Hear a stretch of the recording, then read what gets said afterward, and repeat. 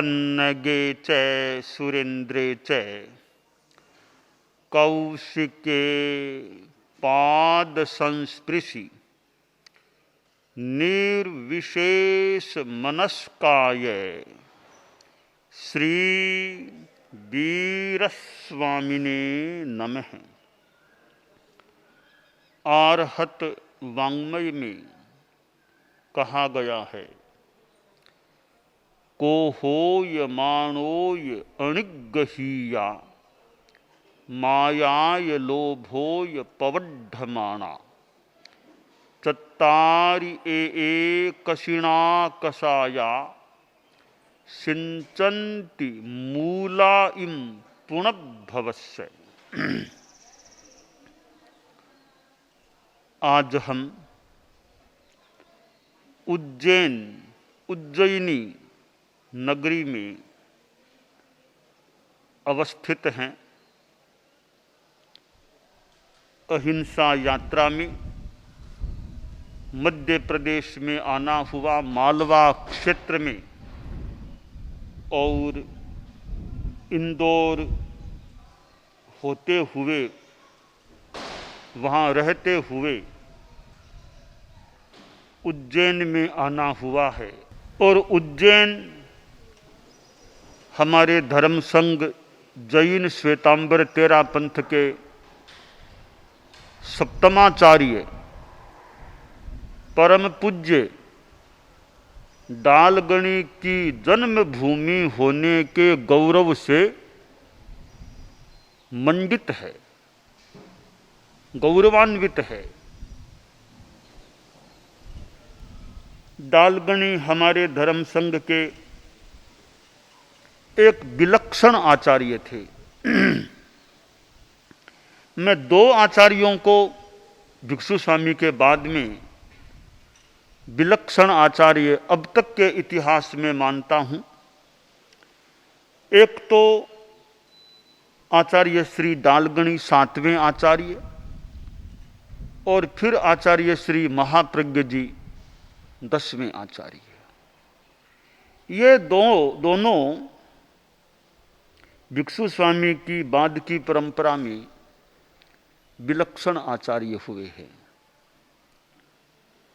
यानी इनका आचार्य पदारोहण विलक्षण हुआ है। कैसे? सामान्य विधि है कि वर्तमान आचार्य भावी आचार्य की नियुक्ति करते हैं, मनोनयन करते हैं। और वह नियुक्ति अथवा मनोनयन दो प्रकार से हो सकता है। एक प्रच्छन्न रूपेण और दूसरा प्रगट रूपेण। हमारे धर्म संघ में इन दोनों विधियों का उपयोग हुआ है। प्रच्छन्न रूप में भी युवाचार्य की नियुक्ति हुई है और प्रगट रूप में तो बहुत हुई है। प्रच्छन्न रूप में युवाचार्य की नियुक्ति करने वाले भी डालगणी थे। डालगणी ने जो कार्य किया वह ऐसा कार्य कि जो अन्य आचार्यों में से किसी ने नहीं किया। प्रच्छन्न रूप में नियुक्ति करना और प्रगट नहीं करना, ऐसा काम करने वाले तेरा पंथ के अतीत के 10 आचार्यों में एकमात्र डालगणी ही हुए हैं। इस माने में भी थोड़े से, हालांकि विलक्षण तो कहना कठिन है इस माने में, पर एकमात्र वे ही आचार्य हुए जिन्होंने अपने उत्तराधिकारी को अपने सामने दिखाया नहीं कि ये मेरे उत्तराधिकारी है। परिषद को, साधु संस्था को दिखाया नहीं था कि ये मेरे अमुक मेरे युवाचार्य हैं, उत्तराधिकारी हैं। तो प्रच्छन्न उत्तराधिकारी नियुक्ति करने वाले भी डालगणी थे। तो दोनों विधियां हैं, प्रच्छन्न रूप में नियुक्ति करें अथवा प्रगट में कर दें। परंतु डालगणी इस विदा से हटकर आचार्य बने। उनके पूर्व आचार्य ने उनको नियुक्त नहीं किया। यह इतिहास में जैसे ही बात है। बाद में धर्म संघ ने या धर्म संघ के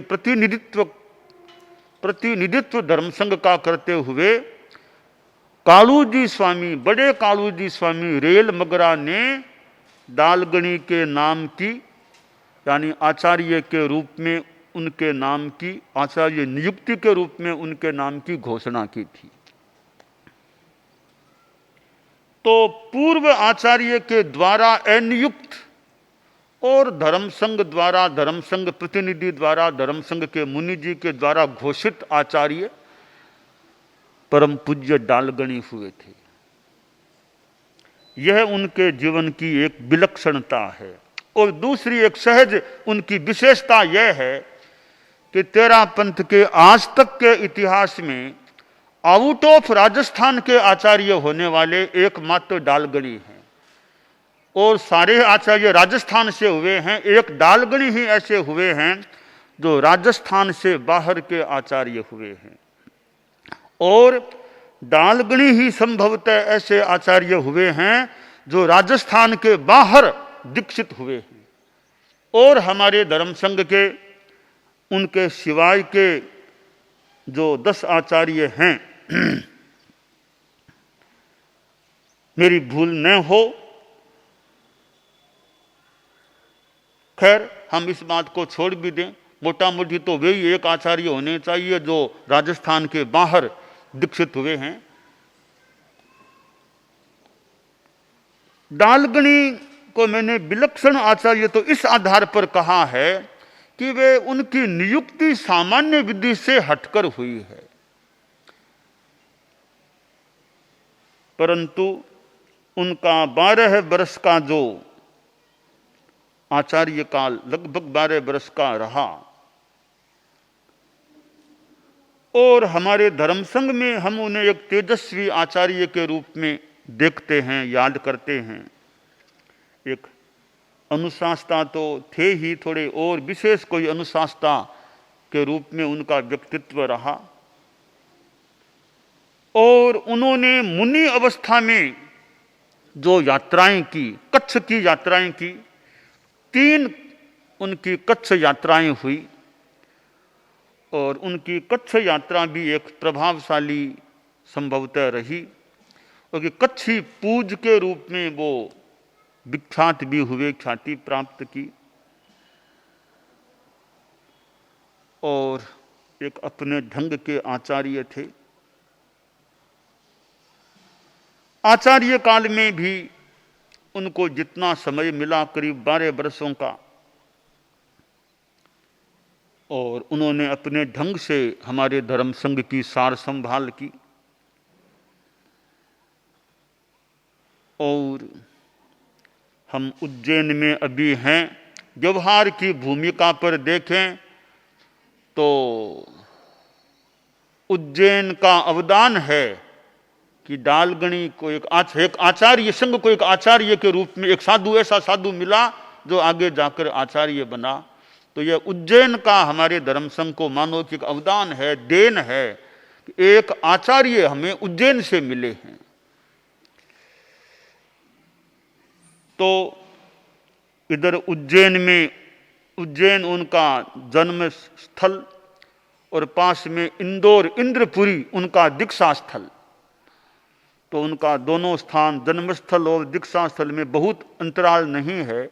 मैं इंद्रपुरी, इंदौर भी जाकर आ गया, उनके दीक्षा स्थल पर भी जाकर आ गया, और अब उनके जन्मस्थल पर भी, जन्मभूमि पर भी आना हो गया है। और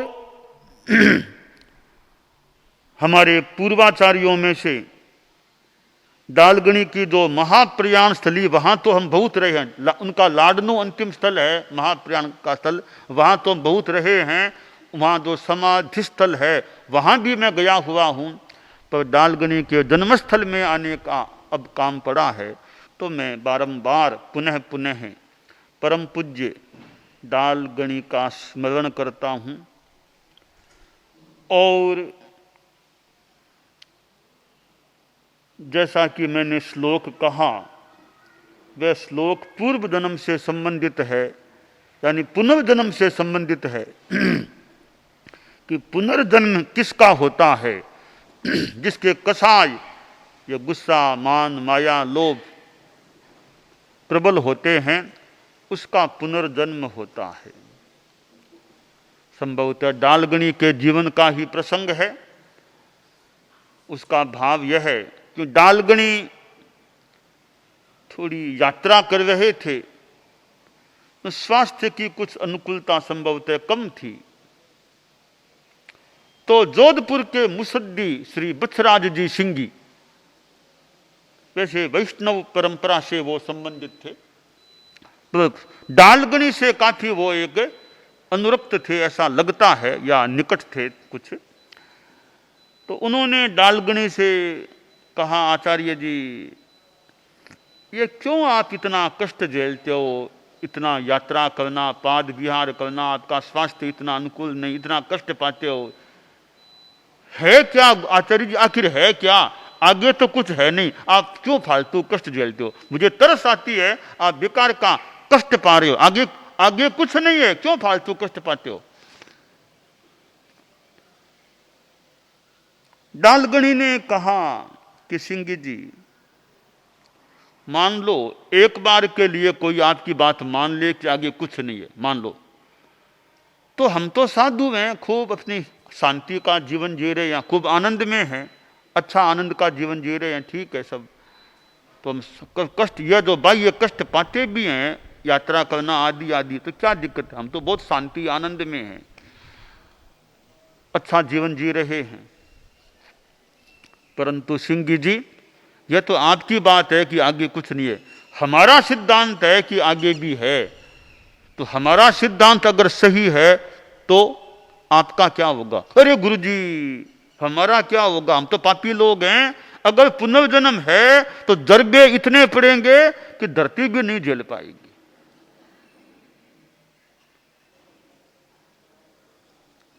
आचार्य श्री डालगणी एक लगता है व्याख्यान देने वाले आचार्य थे, मैं भूल न करूं तो लाडनू में विराज रहे थे, तो थोड़ी शरीर की चलने में कठिनाई थी।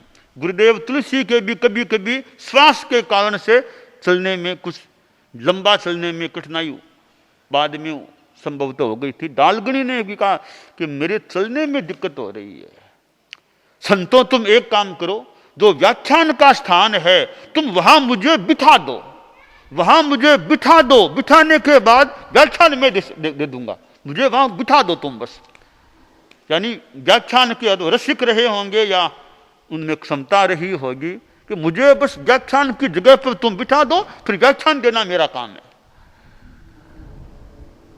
मैं कच्छ भी गया था, डालगणी की जो वितरण भूमि है कच्छ, मैं भुज भी गया था, गांधीधाम गया था, रापर गया था, फतेहगढ़ गया था।